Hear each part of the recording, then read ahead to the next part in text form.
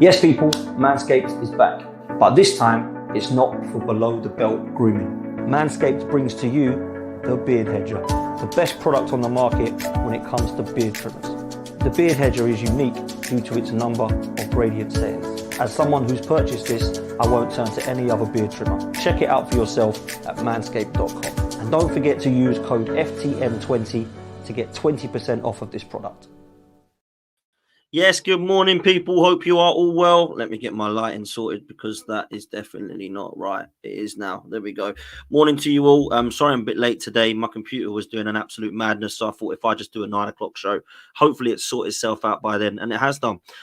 So big up to all of you for being here nice and early. Please make sure you do me a favor and hit the like button. Please make sure you hit the subscribe button, and please make sure you go check out our first Race for Europe show last night. Deji was on an absolute mad one last night, basically dunking on every single team that wasn't Spurs. So, yeah, he's going to be entertaining this season, that's for sure. Added to a new panel, of course, now that there are new teams going for Europe in the top 7. So that could change. Could West Ham and Dan Lawless return during the season? Could Pete from Newcastle return during the season? Well, we're going to see, aren't we? Because it is literally a few days away until the season starts. Excuse me. This morning, though, we are going to be talking about Zubimendi and the fact that he has rejected Liverpool. It is beautiful. Absolutely beautiful to see. We're going to talk about Bournemouth and how they are in for Eddie Nketiah. We're going to be talking about links of Aaron Ramsdale. We're going to be talking about Calvert-Lewin and Jared Brantwaite, who might both be out on their way of Everton. And we're going to talk a little bit about Manchester City, Manchester United and Chelsea as well. And of course, we've got our Arsenal news to round up because there's quite a lot in the world of Arsenal at the moment that we're discussing as well. Who do we still need? Before we go any further, and you've hit that like button and you've hit that subscribe button, please make sure you show Manscaped some love. 20% off of the Beard Hedger at the moment. Please make sure that you do not miss this chance. It's only here for a matter of days more. So we do need to make sure that we are supporting Manscaped and get that deal. Literally click on the link in the description there and in the comment section there, and it will take you straight through to Manscaped. And then all you need to do is select Beard and Face, the Beard Hedger, add it to your cart, and 20% would have come off using that link. So please make sure you do that. Let's say hello to everybody that is in the chat room and that is watching live and that is in the chat room live. Big up to Dan, Ash, big up to Shane, Gunner Dude, Nando, big up to Emerson, Sarah, hope you're well, darling, Akshat, Mike, Steve, Johan, Jake, Helsinki, Baron, Alex from Fordham Football, King Bucks, A1 Gooner, Gooner's Pod. Hello, bruv. How you doing, Mike? Hope you're all well. Tony, AFC Nathan, Marcus, Vishra, Adam. Who else have we got in the chat that I haven't said hello to? Jack, Amjid, and everyone else that literally I haven't managed to click on yet. There's so many of you. Big up to all of you, and for everybody who's of course watching on catch up as well and isn't watching live. So big up to all of you. I hope you're all well. I hope you have got a good day planned. Looks like the sun is going to stay out for a little bit. I don't think it's going to be anywhere near as hot, though. The last couple of days, my goodness, it has been an absolute killer. If you've got a hint of tinge of ginge like I have, then, yeah, the sun don't love you. Make sure you put your sun lotion on, people, and go and enjoy yourselves. But be careful out there. Let's get to it, shall we? This one broke overnight, and the world of YouTube went mental, particularly if you're a Liverpool fan, because Zubimendi has decided to stay put. Now, Bayern Munich, Arsenal, I think Manchester United, certainly other clubs like Chelsea and others were sniffing around him. Not this season, not just this season, seasons before. And he's always said he wants to stay at Real Sociedad. He's got a love for Real Sociedad. And there are rumours and suggestions that he wants to follow the footsteps, club and country, of Xabi Alonso. So, following the footsteps of Xabi Alonso from Real Sociedad, the next move should have been Liverpool. Maybe he just wants to jump straight to Real Madrid. Certainly happy in Spain, wants to stay at Real Sociedad at the moment, and it looks as if that is now the case. I could not believe when I heard that this was potentially going to be happening. Liverpool fans in absolute meltdown. I could not believe what I was seeing and hearing. If anybody does want to go and watch some of the meltdowns, then please make sure you go over to This Is Football on Hassam's channel, because Hassam was losing his mind over this deal. We saw Grizz on, we saw Mons, who's been absolutely destroyed, Roms, who's been destroyed, literally all these Liverpool fans that, again, absolutely destroyed because Zubimendi has decided to reject Liverpool. It is crazy. I did not see this one happening. I thought this was pretty much a done deal. I thought it was a very good deal for Liverpool. I thought it was a player that I could see walking straight into their first team, making them better. And dare I say it, giving them more of a hope of a title race than without them. But according to Romano last night, Zubimendi rejected Liverpool and did the same with Bayern and Arsenal in recent years. Unconditional love for Real Sociedad. He's staying and he's open to signing a new deal. The contract proposal from Sociedad was way lower than Liverpool's contract bid. Wow. That means Zubimendi is not going to be a Liverpool player. And trust me, there is some unbelievable meltdowns. If I had more time, I would have clipped it up. Perhaps I will clip it up. A few people going absolutely mad and losing their heads. It's always fun to see. I could not believe when I heard the news. YouTube just went boom. Absolute berserk. Everybody getting online. Everyone ripping the hell out of Liverpool. Everyone ripping the hell out of Hussam, Mons, Roms, Anfield Agenda, Grizz. So many people getting it. And do you know what? Fair play. It's banter.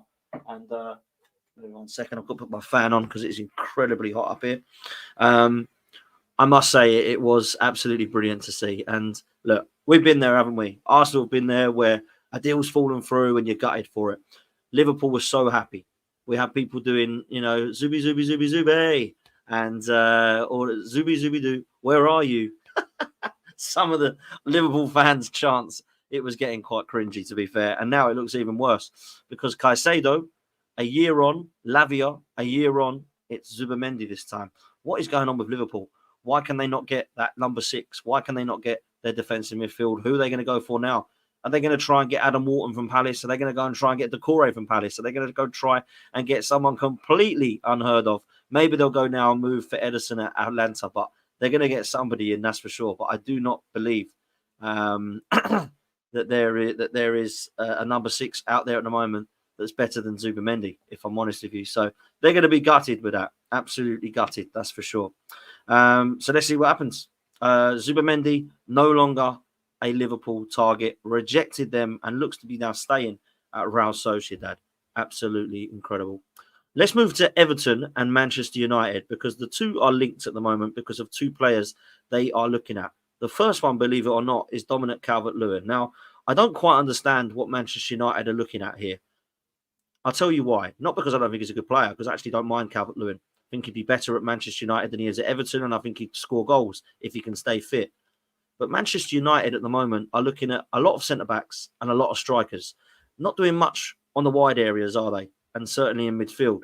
Now, unless they have a madness in the next few weeks and they start buying midfielders and wingers galore, they're kind of looking at centre-halves and centre-forwards. They've got Rasmus Højlund, they bought Joshua Zirkzee, and now they're looking at Dominic Calvert-Lewin. All of those are number 9s.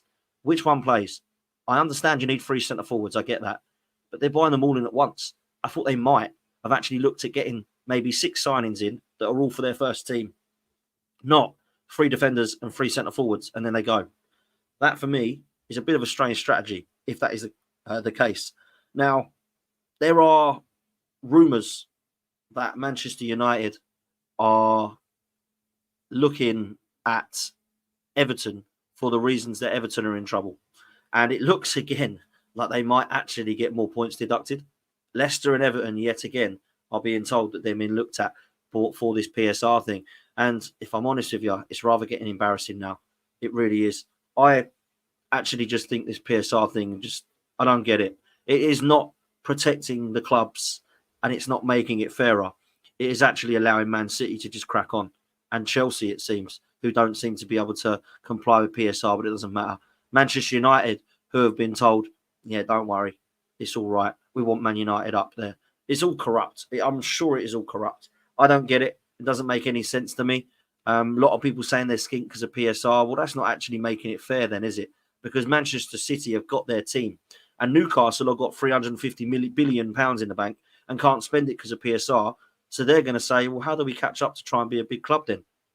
Because if the answer is you don't, you just use what you got and then pray for a miracle, then, well, Manchester City are laughing, aren't they? Let's be real.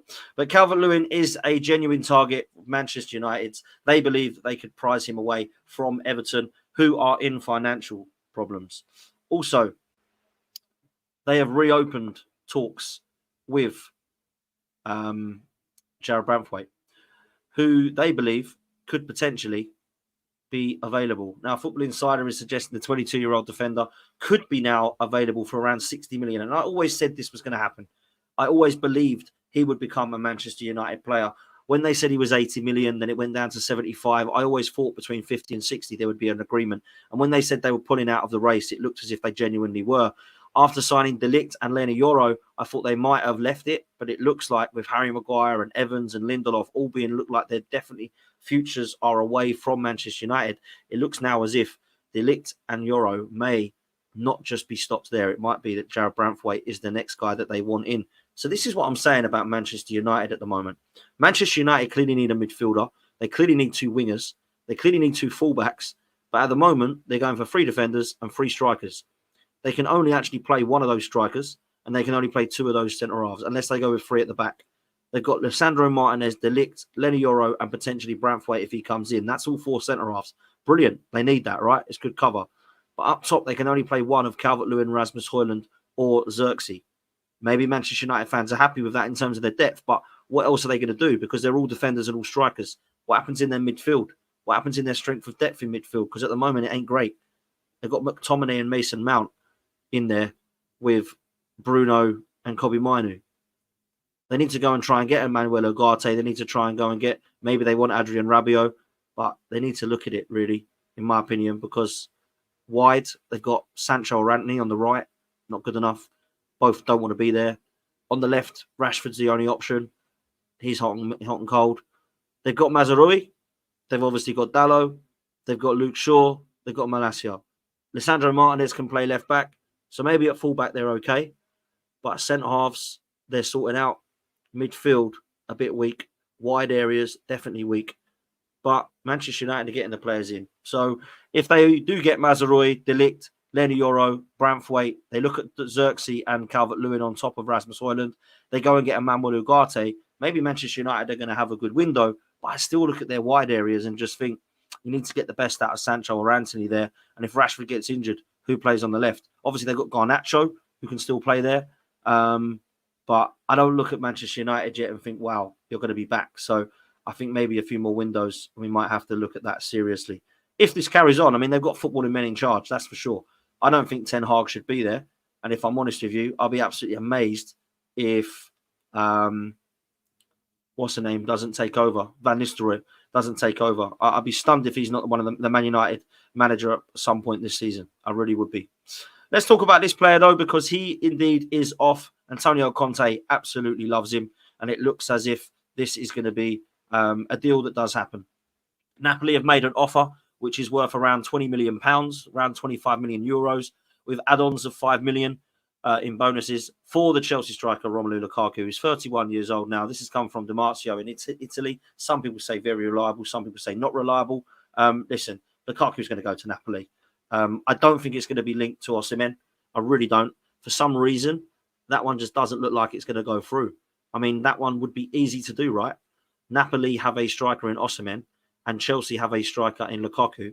Chelsea want Osimhen, and Napoli want Lukaku. Surely money and Lukaku would get a deal done, but it does not look like that to be the case. Now, there was suggestions, wasn't there, that there was going to be an Osimhen loan with an obligation. It doesn't look like there's that on the cards. I think Osimhen wants a permanent move away from Napoli, so this is going to drag on. Now, I don't think the Lukaku deal will drag on. I think Lukaku will go to Napoli eventually. Whether they want 25, 30, it will get done. Antonio Conte's got his heart set on Lukaku being the number 9 for Napoli, and therefore I believe that will happen. What will happen with Osimhen? I really don't know. Does he want Chelsea? Does he want PSG? Or is he holding out for another move in the Premier League like Arsenal or even Manchester United, who, let's be real, clearly need strikers because they're buying about 4 of them. So let's see where we're at. I mean, for me, if you was to ask me right now, where would Osimhen go? I would actually still say PSG. But if he wants to move and Arsenal and Chelsea are interested, surely he's picking Arsenal.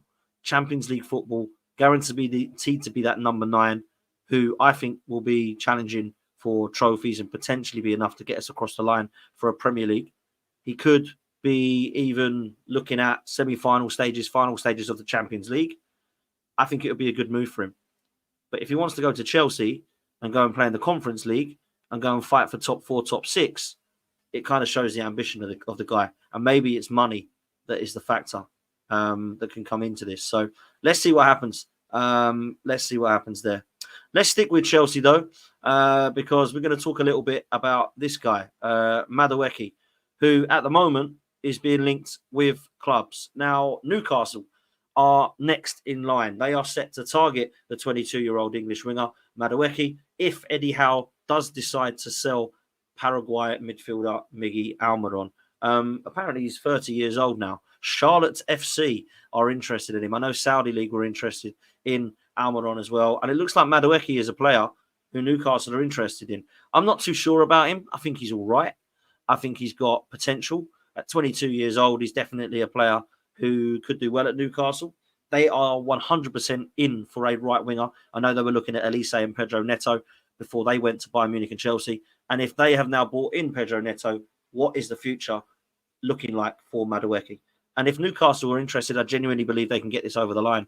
It doesn't look like Anthony Gordon's going anywhere. It really doesn't. So they look like they got Harvey Barnes and Anthony Gordon, but they need another winger. And Madueke looks like he could be that guy. So let's see what happens here. We don't know what's happening with Newcastle yet in terms of incomings. I thought they were going to be very busy. It doesn't actually look like they are as busy as perhaps we thought they might be. Because I really thought they were going to go for it. Once this PSR thing was sorted, I thought they were really going to go for it and potentially look at getting this done. But it doesn't look like at the moment Newcastle have been that busy. They've obviously got that striker in from Sheffield United, which, fair play, is potentially one for the future. Madueke could be one for the future as well. So watch this space. Let's see what happens with Madueke.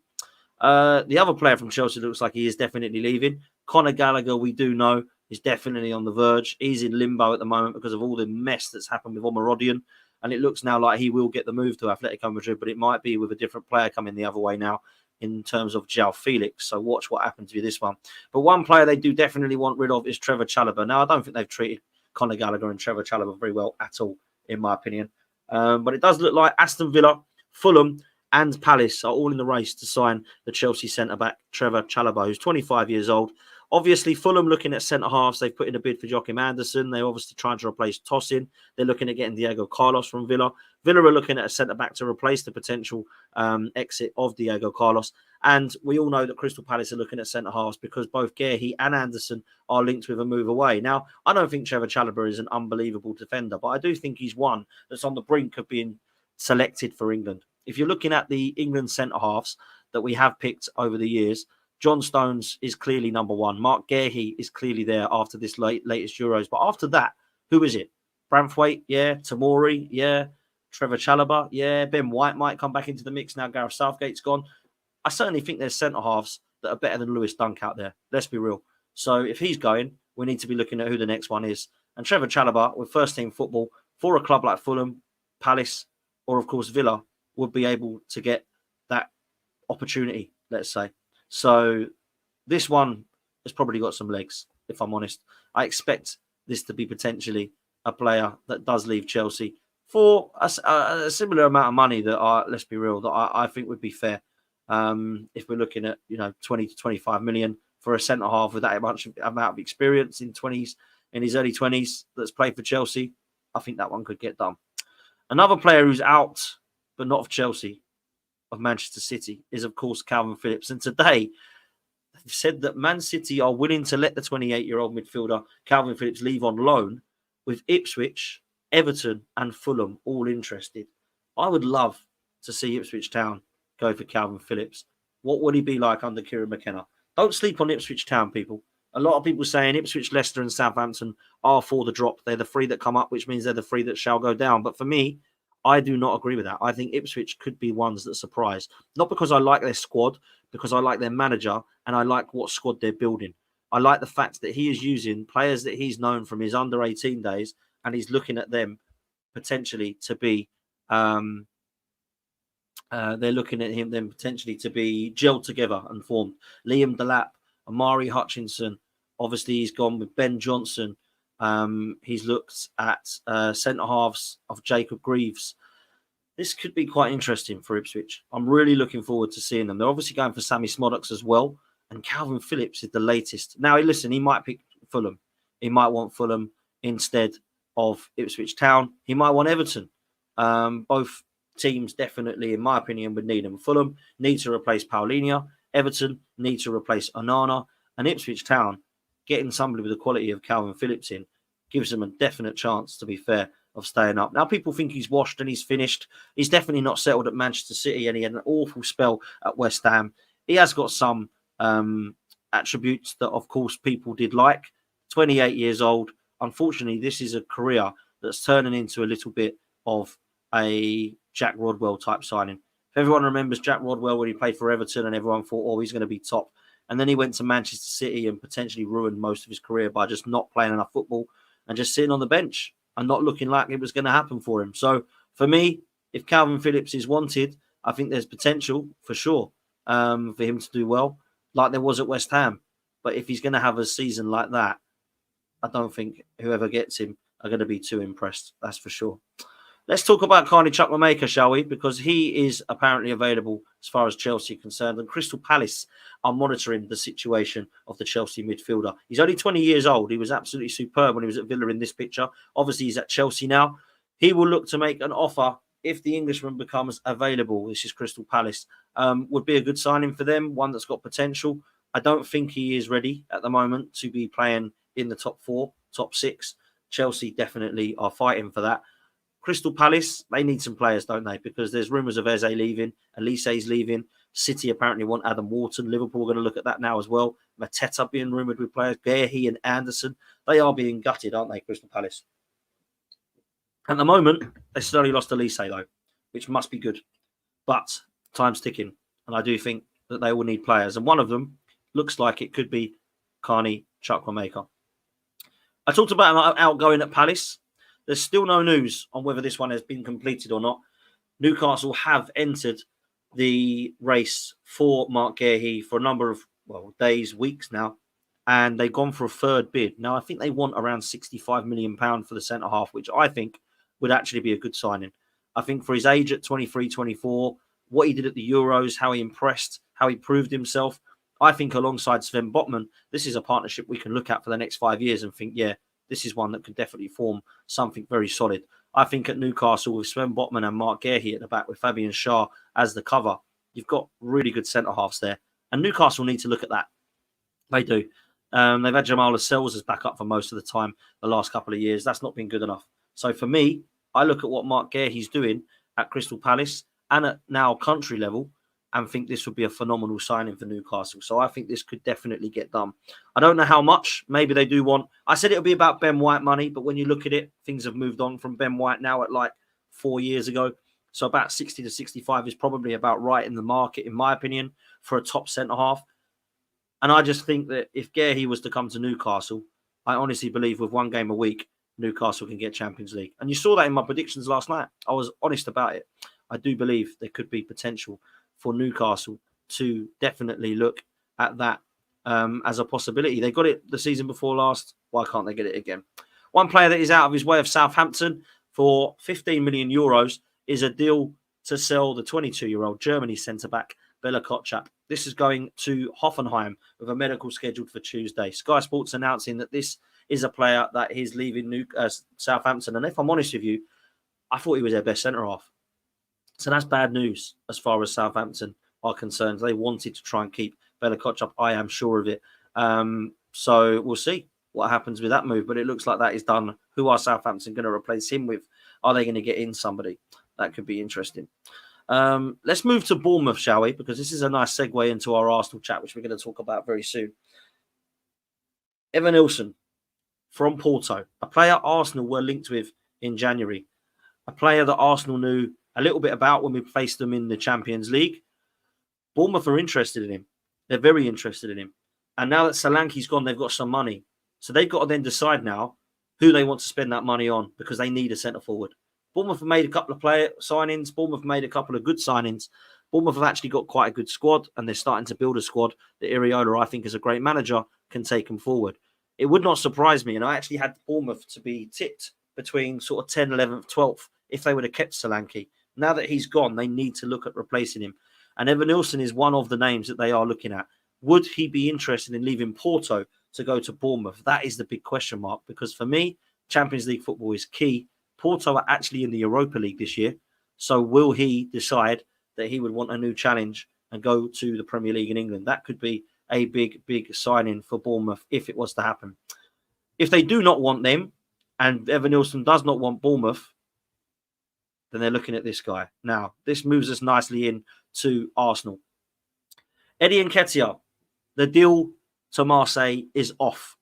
It is not happening. Marseille are now looking at the Lens striker, Guehi, instead of Eddie Nketiah. Marseille suggested that Arsenal wanted way too much for Eddie Nketiah and were not prepared to budge. Now, that's good if you're an Arsenal fan who believes that we should hold out for the price. It's not good if you're an Arsenal fan that thinks maybe that could come back to bite us in the backside. £24 million was the offer. I think that's fair.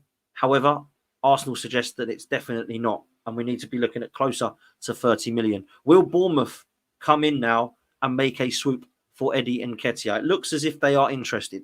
Reports are suggesting that Bournemouth definitely are a club that are looking at Eddie Nketiah. According to Fabrizio Romano, Bournemouth have added Eddie Nketiah to their shortlist and have held initial talks regarding a transfer. Bournemouth are strongly interested in signing Eddie Nketiah as a replacement for Dominic Solanke. And reports are suggesting that Marseille did not want to match Arsenal's demands. And Fabrizio said that they have instead now decided to pursue a move for Guehi from Lens. So it looks like the Eddie deal to Marseille is done. He's not going to France. He had his heart set on France from what we believe. Marseille and De Zerbi were definitely a project he looked at. But I have to say, I think staying in England would be a good thing. And if he was to go to Bournemouth, I think it could be a good move. Now, personally, we need a striker. And if we were to go over to Brentford and say, here's some money and Eddie Nketiah for Tony, I'd actually be okay with that. But there seems to be a little bit of a stumbling block with Eddie. There's not many clubs that are in for him. There's not loads of Premier League clubs bidding. I'm surprised that a club like Fulham, Wolves, Brentford, if they're losing Tony, obviously Bournemouth, and maybe a couple more, to be fair, maybe an Everton or somebody like that, aren't coming in for Eddie Nketiah and at least saying, here's 30 million, and now you decide. Because Eddie Nketiah can really decide where he goes. But all of those clubs I've mentioned, I don't think any of them are threatened with closing down, in my opinion. So they're all going to be in the Premier League this season. If we can get 30 million for Eddie, we just accept it. That's the way I see it. I honestly believe, that Eddie Nketiah for between 25 and 30 million is fine. I don't think we can be expected to get 40 or 50 million for Eddie Nketiah. It's just absolutely madness to think that that's where he wants to go. So I don't think 40 million is realistic. If we get 25 to 30, then let's just do it.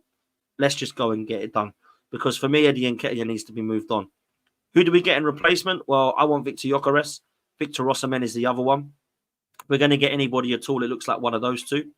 I don't think if it's any of those names, it will be anybody. I don't think we're in for Ivan Toney. We're certainly not mentioned to be linked with any of the likes of Ollie Watkins or strikers of that caliber. So for me, it's either Victor Gyökeres, Victor Osimhen, or nobody. And I think Eddie Nketiah leaving, Nelson potentially going, other players that are looking at it as well. I honestly believe that there's an opportunity for us to go big in the last couple of weeks. That's what I think. Let's talk about this guy, because this is a player who's been rumoured with a move for a while now. Of course, it's Aaron Ramsdale. Now, teams are not interested in paying a fee. And David Ornstein has suggested that Arsenal have received loan offers. And in fact, they've received an approach from Ajax now over an initial loan.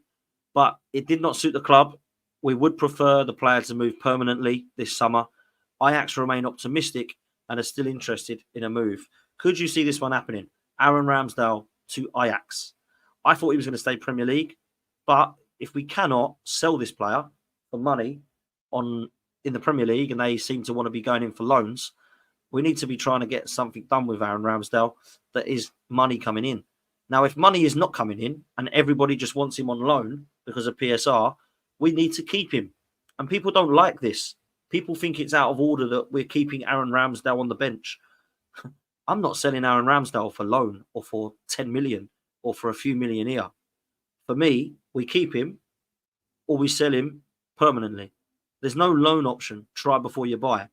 The only loan option is an obligation of £30 million to a Forest or a whoever that wants to sell to buy him. We're not having this. Like, I just can't understand why people think Arsenal are going to go, yeah, we'll loan you our keeper. No, we need him as the backup, man. Like, we need him as the backup. If he goes, who's our backup? Cole Hine, he's gone on loan. Okonkwo, he's gone to Wrexham.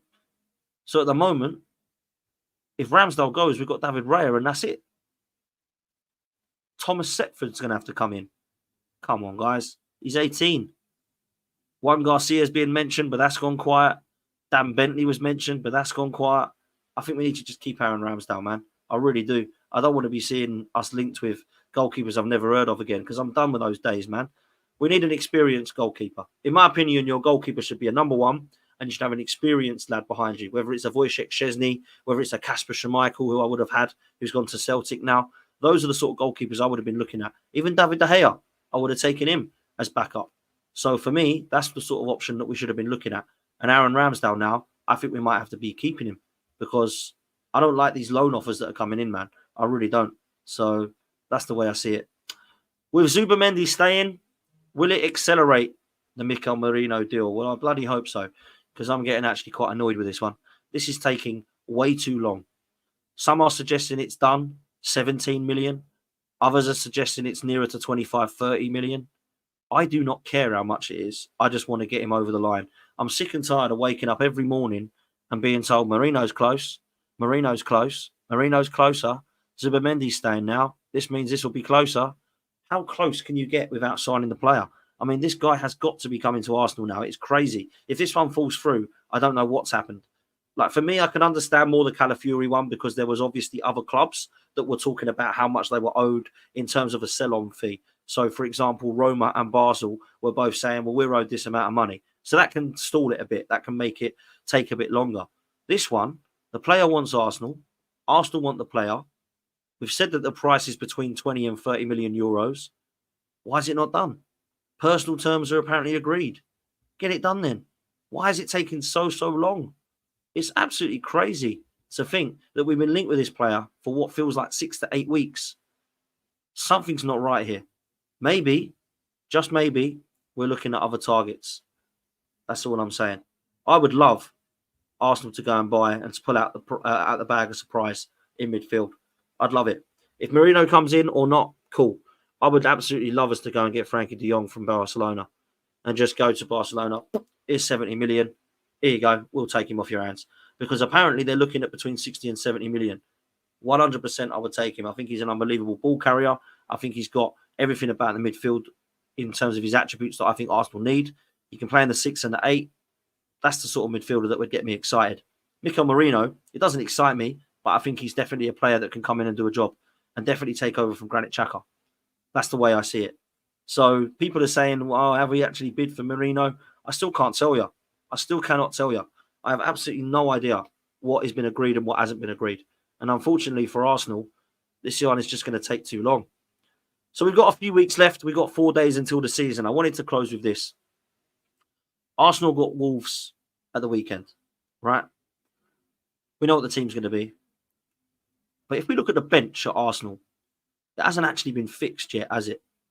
Because the only players that have been added to the bench this season from last season is Timber, because of his injury problems, and Calafiori, because he's a new player that we've signed.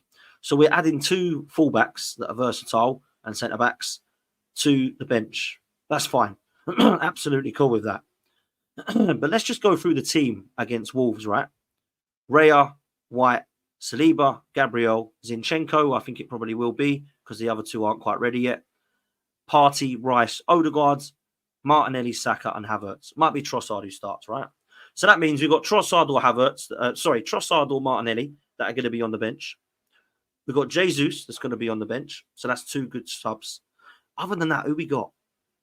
Timber and Calafiori, if they're both fit, but at the moment they're not. So that's Jesus, Trossard or Martinelli, Timber, Calafiori. Who else have we got that's exciting from the bench? Fabi Vieira, he's not exciting and he's injured. Tomiyasu, he's injured. He could be, but that's another centre-back or right-back cover. Jorginho, experienced head, but not exciting when he comes on. The other players are Reece Nelson and Eddie Nketiah. So our bench is still embarrassing, guys. We still got so much to do, man. We still got to go and get a midfielder in, a winger in, and a striker in. And we ain't got much time to do it in. Now, let me tell you this. If we go and get those 3 players, I think we've got a great chance of winning the league. But if it takes as long as it has for Merino and Calvert-Lewin, we ain't getting 3 signings in a matter of 2.5 weeks or whatever it is. That ain't going to happen. So we've got to sort this out, man. We've got to. And we've got to do it pretty sharpish, in my opinion. So that's where I'm at. I honestly believe we are in a position where, someone said, why am I ignoring Nwaneri? Brilliant. Absolutely agree with you. I think he's a top player. But he's a kid, man. You know, is even Nwaneri going to be the difference between Arsenal getting across the line to Man City or not? It shouldn't be. You know, I've got problems if we're relying on Ethan Nwaneri to win us a title. That's for sure. So we definitely need a striker. Let me give you this, right? Let me make it simple for you. Merino comes in. Let's just pick 3 players. Merino comes in. Eze comes in. Gyökeres comes in. All of a sudden, Gyökeres starts, and that means Havertz is on the bench with Jesus as well as another option. Eze starts, or Eze's on the bench, I would say, actually. Eze's another option from the bench. Merino is either an option from the bench or in the midfield. So let's be real. Let's be real. That is a much better bench. So we still are 3 or 4 players short. And that's why we've got to get these across the line. Calvert-Lewin is not enough, people. I understand and I love the fact that you're trying to stay positive, but Calvert-Lewin is not enough to win Arsenal the league. It just isn't. We need more than that. We need a striker. We need a winger. We need a midfielder. And at least 2 of those need to come in my opinion. A midfielder and a striker. For me, I think a striker needs to come in because it allows Jesus to potentially go wide. I think if we buy a winger, then we're playing Jesus as a striker and Havertz as a striker. We're not getting one of those in. I think we'll get one or the other. I really do. I would love to see 3. I would. I'd love to see Merino, Eze, and Gyökeres. If I'm honest with you, I'd actually love to see De Jong come in, but I just don't think that's going to happen. So if it looks like we're going to get Merino, let's go and get a winger and let's go and get a striker as well. And then we complete it. We've got 2 positions in every single, 2 players, in every single position at least. Yeah. And some that are versatile and can play more. We've got the 2 goalkeepers. I've got right backs coming out of our backside with Timber and Tomiyasu to back up Ben White. Left back, likewise, Timber and Tomiyasu can back up Calvert-Lewin, and we've got Zinchenko. Centrally, we've got Gabriel, Saliba, Timber, and Calvert-Lewin. We've got Partey, Jorginho, and Rice that can all play in the 6. We've got potentially Declan Rice and Merino that can play in the 8. Odegaard, Nwaneri, and potentially, if we was to sign an Eze, to play in that 10. Wide, we'd have Eze and potentially Saka. On the right-hand side, Jesus could play there as well. Martinelli and Trossard on the left. And up top, we'd have Victor Gyökeres, Havertz, and Jesus. There we go. Complete. It's done. Now go and win silverware. I do not want to be short this summer. We cannot afford to be. And people that believe that PSR is an issue, come on, man. Let's be real. Tottenham have just slapped £65 million down on Solanke. We've got Champions League. We can't be skint going in for £40 million players going, yeah, this is gonna get us across the line. We've got to do something special. And I think something's bubbling. I do. I think something's bubbling because I just has to. Once these players do go, Reece Nelson, Eddie Nketiah, I honestly believe we could actually potentially do something towards the end. That's what I think, man. So, yeah, that's the way I'm at. That's where I'm at. I'm going to look at the window when it shuts and I'm going to assess it. And I'm going to see personally what I believe. If this is a 7 or 8 out of 10, if this is a 9 out of 10. Personally, I honestly believe we'll have something at the end of it that we're potentially happy with. But it might just take a little bit longer. Unfortunately, it's taken a while. I'm going to bring this comment up because I do believe it needs a shout out. By the way, Dan, I recommend you watch Sharoy's voice. It's going to be absolutely brilliant. He started his channel now. Make sure you go follow Sharoy, man. Sharoy's one of my bros. Absolutely love Sharoy. Make sure that you go and follow Sharoy's voice. He started his own content now. A brilliant, brilliant speaker on Arsenal. Very articulate and fantastic about his opinions. You all know him from AFTV. So please make sure you go and get Sharoy's voice as your subscription. Make sure you do me a favor and like this one as well. There's 500 people in here. How many likes have we got, people? Don't say you've let me down. Oh, there's not even 200. Come on, man. I only asked for 50%, which is 250 likes. Let's make sure we get that up to 250, please, people. Everyone forgets to hit the like button. Sometimes I do. We need reminding. Let's make sure we hit that like button. Let's make sure we hit the subscribe button. And let's make sure that we, if you would like to, then join the channel. Make sure you show Manscaped some love. All you got to do is click the pinned comment, go to their website, click beard and face, beard trimmers, beard hedger, add it to your cart. 20% would have come off. So please make sure that you are doing that. Big up to everybody. I will be back later on. Tonight, I've got an Arsenal roundabout show as well, where I'm going to be talking all things Arsenal transfers with a panel. You will all know them. So please make sure that you are there as well. We'll see you next time. Take it easy. And as always, up the Arsenal. Laters. Yes, people, Manscaped is back.